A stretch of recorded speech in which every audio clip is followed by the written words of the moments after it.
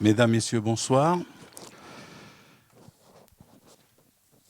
Je vais faire l'appel des présents. Manuel da Silva, présent. Lorraine Després. Jean-Paul Zita. Elda Dessa. A donné pouvoir à Neboja Magic. Neboja Magique. Christelle Rombaud. Arrive en retard, en attendant, elle a donné pouvoir à Jean-Paul Zita. Hervé Pilgrim. Natacha Grégoire. A donné pouvoir à Anne-Lise Greza. Serge Sakaloff. Bernard Durca. A donné pouvoir à Dominique Jarige. Anne-Lise Greza. Evelyne Santerre. Laurent Dumont. Sébastien Fagot. Magali Chrétien. Jessie Loiseau. Mustapha Awada. Absent. Gisèle Quenet. Jean-Gratien Blondel. Absent. Sandrine Macquart. Esther Richardson. Absente. Anne-Cécile Lefebvre. Christian Mondion. A donné pouvoir à Sébastien Fagot. Eugénie Dumont. Dominique Jarige. Thibaut Guillemet.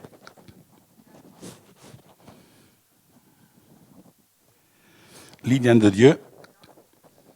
Jean-Michel Fresneau. A donné pouvoir à Laetitia Guichon-Vatel. Catherine Marchon. Absente. Hervé Gillot. Laetitia Guichon-Vatel. Raphaël Conceição. Absent.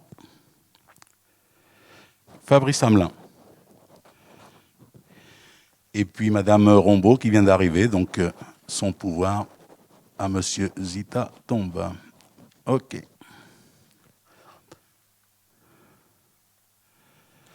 Très bien. Je suis juste une petite parenthèse, Monsieur Gillot, heureux de vous retrouver parmi nous, parce que voilà. Il n'y a qu'un point à l'ordre du jour de ce soir, c'est l'octroi de la protection fonctionnelle au maire et à sa première adjointe. Et Monsieur Conceição arrive. Très bien. Avant cela, il faudrait un secrétaire de séance. Monsieur Gillot, c'est bon pour vous? Y a-t-il des votes contre? Des abstentions? Merci. Donc, Monsieur Gillot, secrétaire de séance. Et comme je disais, il n'y a qu'un point à l'ordre du jour.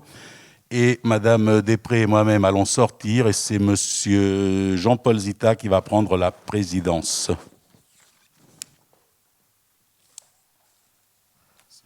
Tu veux ma place ou tu restes là comme tu veux?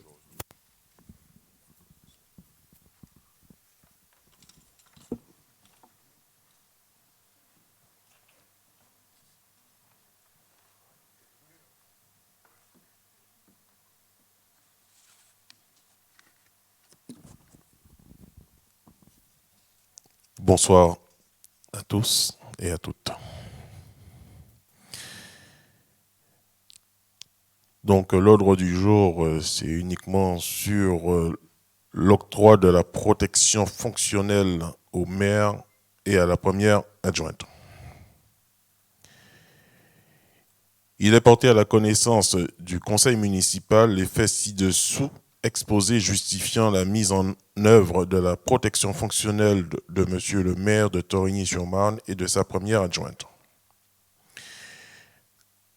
À la suite de la prise de fonction de la nouvelle municipalité en juillet 2020, l'ensemble des ressources humaines a été exploré dans le cadre d'un audit des ressources humaines et des cas questionnants ont été mis en exergue. Agent contractuel 1. Un contrat d'1 mois a été signé le 31 mai 2020 pour des fonctions de médiatrice culturelle et un second contrat d'1 an était en préparation. Quelques jours avant le second tour des élections municipales, non signé par le salarié, toujours pour les fonctions de médiatrice culturelle à mi-temps. Pour autant, cette personne ne s'est jamais installée dans les locaux et a affirmé n'être pas informée de la quotité à 100% de son nouveau contrat en préparation. Elle a d'ailleurs souhaité mettre un terme à la fin du mois de juillet 2020 à sa collaboration avec la ville, expliquant qu'il lui était impossible d'assurer son temps de travail en présentiel. Les agents travaillant à la culture n'ont jamais vu cette personne. Agent contractuel numéro 2. Un contrat d'1 an a été signé le 14 janvier 2020. Ce contrat de chargé de mission dans le secteur de la communication d'une quotité de 20% n'a pas laissé de traces de travail concret et rendu dans les faits, quand bien même la salariée a bénéficié de sa rémunération assortie d'un régime indemnitaire. Pour autant, ni la responsable de service dans lequel cet agent était affecté, ni l'ancien DGS n'ont été en mesure d'apporter le moindre élément quant à la réalité des missions, horaires et productions apportées par ce contractuel. La responsable du service concerné a affirmé ignorer l'existence du moindre contrat. Le fait est que lorsque la nouvelle municipalité a découvert ce contrat, constatant l'absence totale de cet agent depuis le 5 juillet 2020, l'agent a été convoqué et la ville a cessé le versement de son salaire. Cette personne a reconnu elle-même ne pas avoir produit le moindre travail depuis le 5 juillet et s'est contentée de relire le journal municipal au printemps d'avant. Agent 3. Cet agent a bénéficié de plusieurs contrats avec la ville à partir de 2017. Tout d'abord en tant qu'agent contractuel, puis en tant que fonctionnaire. Après avoir démissionné de la fonction publique, il a été intégré dans ses fonctions en 2018. Cet agent était supposé effectuer un service à mi-temps. Or, il est impossible de retracer la réalité de son service au moins sur 2021. Avant que le nouveau responsable du service, centre de loisirs, ne mette en place un planning hebdomadaire où sa présence était requise. Interrogé, l'agent concerné a affirmé préparer ses interventions à distance et ce sans toutefois qu'un rendu a été produit. Dès qu'une demande de travail en présentiel lui a été demandée fin 2020 je pense, ce dernier a demandé une disponibilité et ne s'est donc plus présenté.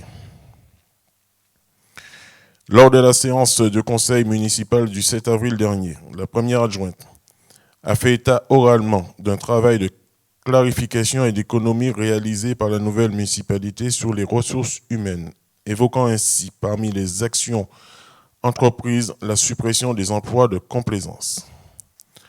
Un communiqué de presse édité par la suite informait du souhait de la municipalité de faire la lumière sur les situations questionnantes et un courrier adressé à l'ancien exécutif responsable l'invitait donc à donner tout élément de réponse sur les interrogations que posaient ces 3 emplois. Un délai raisonnable a été donc accordé pour lui permettre de répondre avant la transmission au procureur de la République. C'est dans ce contexte que M. Guimet, estimant avoir été diffamé, a expédié le 8 juillet dernier une citation directe devant le tribunal correctionnel, M. le maire de Torigny-sur-Marne et sa première adjointe. Il est rappelé que les élus locaux bénéficient d'un régime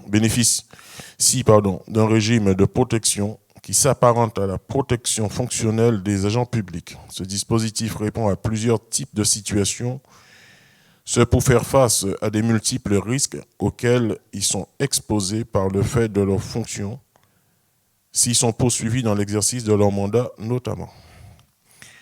La collectivité est tenue de protéger ses élus et de réparer, le cas échéant, le préjudice qui en est résulté. Cette obligation est posée par l'article L2123-34 du Code général des collectivités territoriales. En conséquence, il est demandé au conseil municipal d'accorder le bénéfice de la protection fonctionnelle à M. le maire et sa première adjointe afin d'engager, le cas échéant, toutes les actions nécessaires dans le cadre de l'affaire sus évoquée.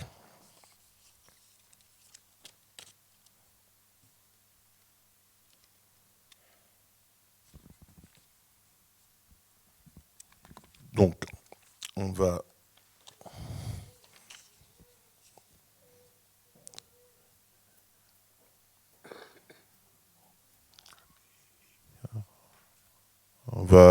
procéder au vote.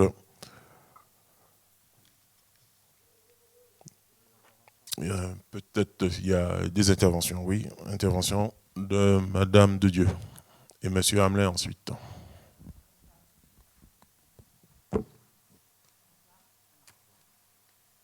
Bonsoir. Recevant cette convocation au conseil municipal et lisant bien sûr son objectif, j'ai été attentive et je me suis vraiment posé la question: dans quelles conditions la protection fonctionnelle peut-elle être octroyée? En cas de plainte exercée par voie juridique envers un élu pour contester une de ses décisions qu'il aurait été amené à prendre dans le strict cadre de ses responsabilités, la protection fonctionnelle peut, dans ce cas seulement, lui être accordée. Cette protection fonctionnelle lui évite d'engager des fonds propres dans la procédure de défense. La protection fonctionnelle qui est sollicitée aujourd'hui n'entre pas dans ce cadre. En effet, M. Da Silva et Mme Després ont été mis en place dans leurs fonctions respectives de maire et de première adjointe de la commune de Torigny-sur-Marne le 7 juillet 2020. Ils ont immédiatement engagé des actions dans le cadre strict de leurs fonctions et de leurs responsabilités, tant pour recruter que pour établir des audits ou établir ou revoir des contrats. Ces actions n'ont souffert d'aucune plainte à leur encontre.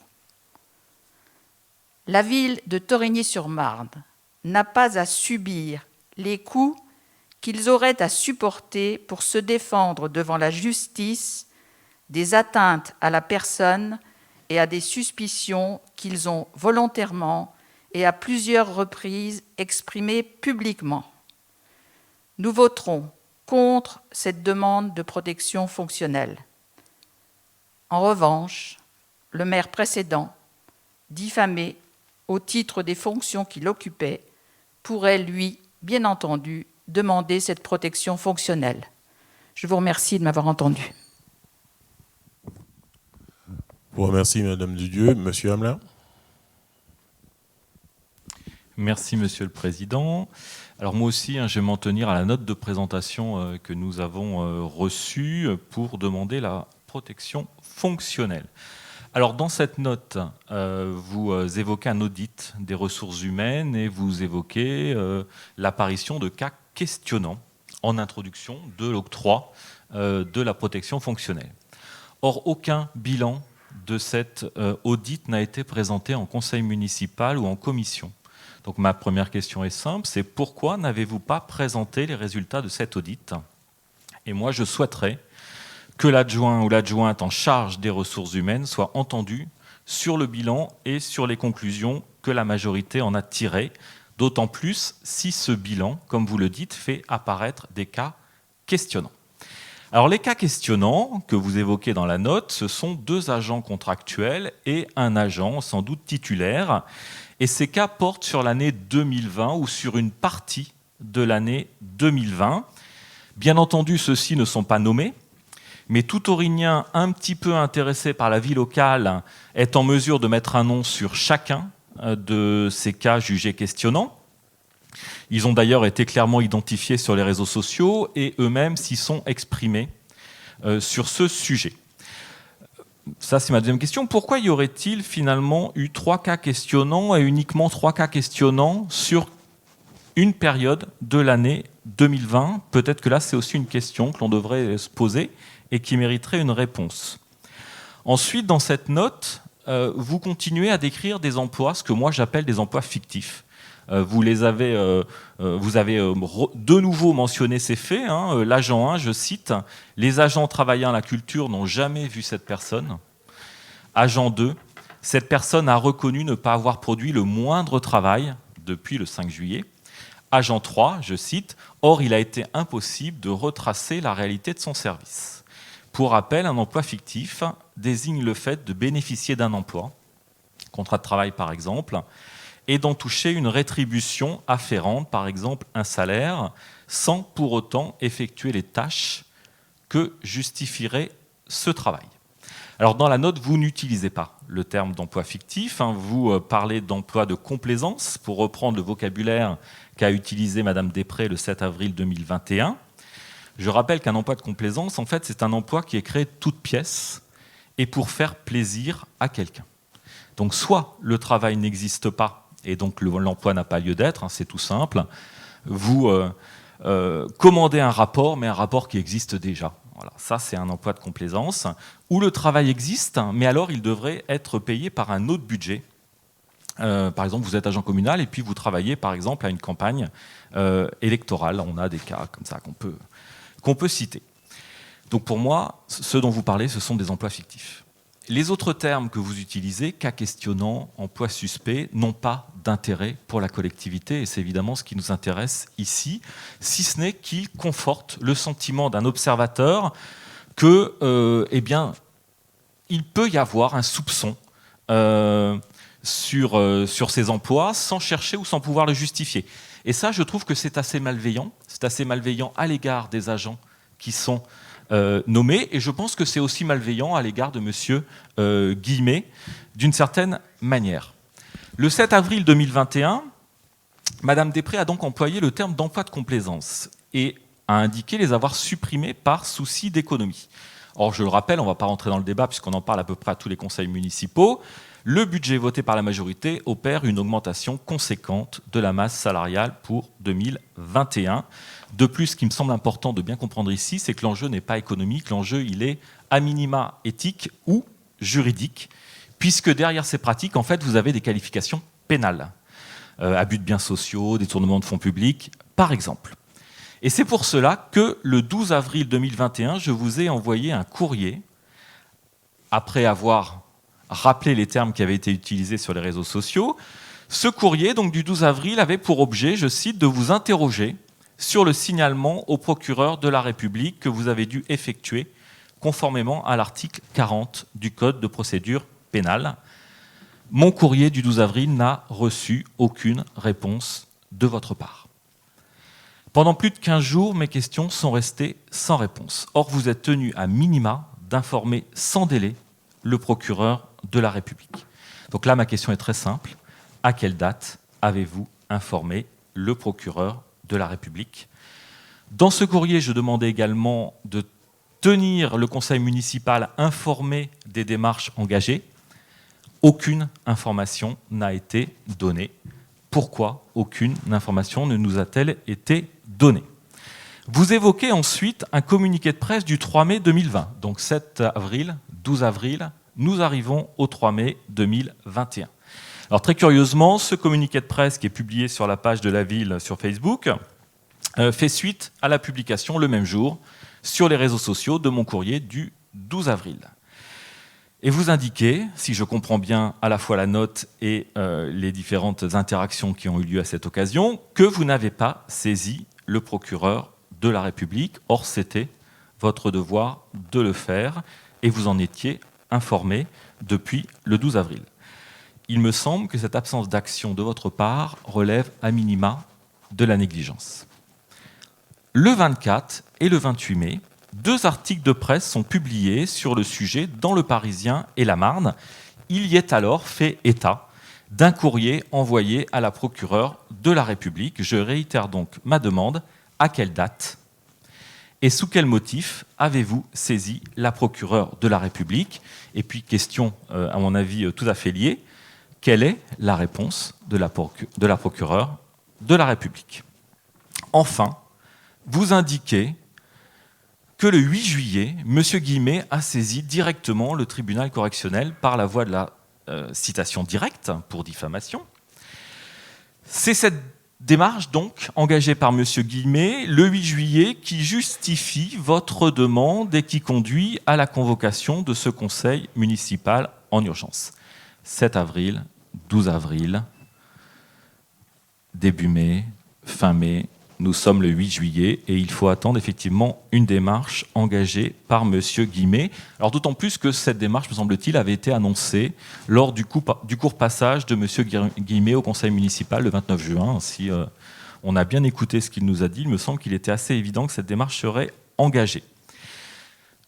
Je vous ai rappelé ce petit historique en ne mettant en évidence que des points qui sont des points publics pour vous dire que je voterai contre la protection fonctionnelle du fait de votre négligence. Vous n'avez pas saisi le procureur lorsque vous deviez le faire. Vous n'avez pas tenu compte ni de mes courriers, ni des annonces qui ont été faites.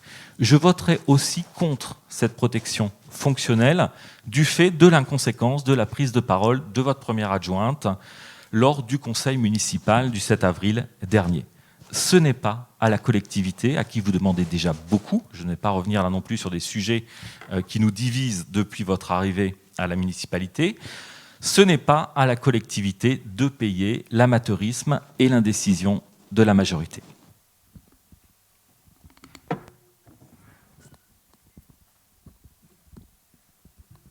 Alors, Monsieur Hamelin, on va passer très vite parce que vous avez beaucoup parlé et vous avez posé beaucoup de questions et je ne sais même pas laquelle qui est bonne d'ailleurs. Vous permettez que je termine. Donc, en ce qui concerne la protection, il est tout à fait normal que la ville, quand il y a une protection qui est demandée, il est tout à fait normal que le conseil municipal se réunisse pour que les choses se fassent dans l'ordre. Et il est évident, à partir du moment que la commune a reçu une demande de citation, qu'il est normal que nous réagissons, que la municipalité réagisse dans ce sens. Monsieur Guillemet. Oui, je serai bref, puisque, comme M. Hamelin, nous ne nous attendrons pas sur les éléments qui seront de l'ordre de la procédure judiciaire, du coup. Je voudrais juste préciser et souligner aux habitants qui nous écoutent, à ces membres du conseil municipal, que cette note est incomplète, à côté, qui permet de pouvoir expliquer, justifier des choses qui ne sont pas justifiables. Par exemple, vous ne précisez pas qu'avant cette procédure lancée, j'ai envoyé un courrier pour demander une procédure à l'amiable, pour vous demander de retirer ces propos, avant que cette procédure soit engagée. Encore un argument qui fait que finalement vous préférez la procédure et vous préférez engager des frais à la collectivité pour la protection fonctionnelle plutôt que trouver un terrain qui vous permettrait de vous en sortir sans avoir à payer des frais d'avocat. Je ne cherchais pas la polémique.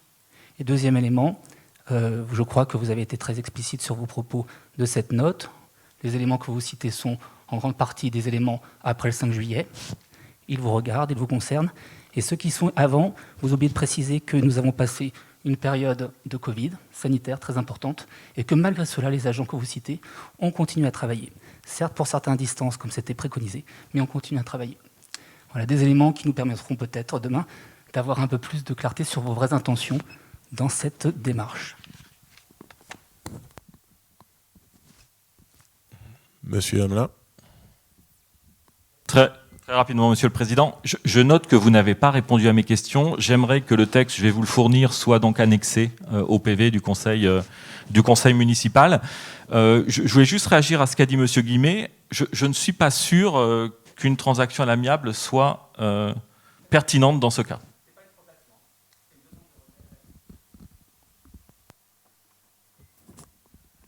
Bien, on a tout entendu, donc on va procéder directement au vote. Si vous ne voyez pas d'inconvénient. Je suis vraiment désolé, une phrase, parce qu'il est important que ce soit noté au procès-verbal. Ce n'était pas une transaction à l'amiable. Je n'ai pas demandé de transaction à l'amiable. J'ai demandé est-ce que vous retiriez vos propos de vous-même.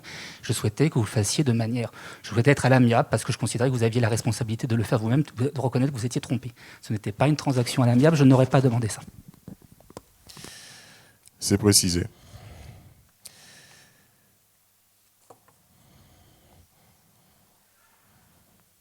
Donc, s'il n'y a pas d'autres questions, nous allons procéder au vote. Donc, qui est contre?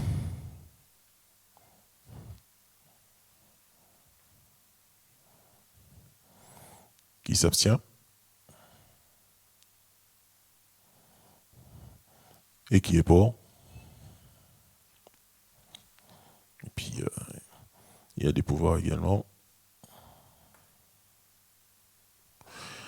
Merci. Merci à tous. Sur cette séance de ce soir, il n'y a pas de questions diverses. Sauf si on va attendre que monsieur le maire peut-être reprend sa place.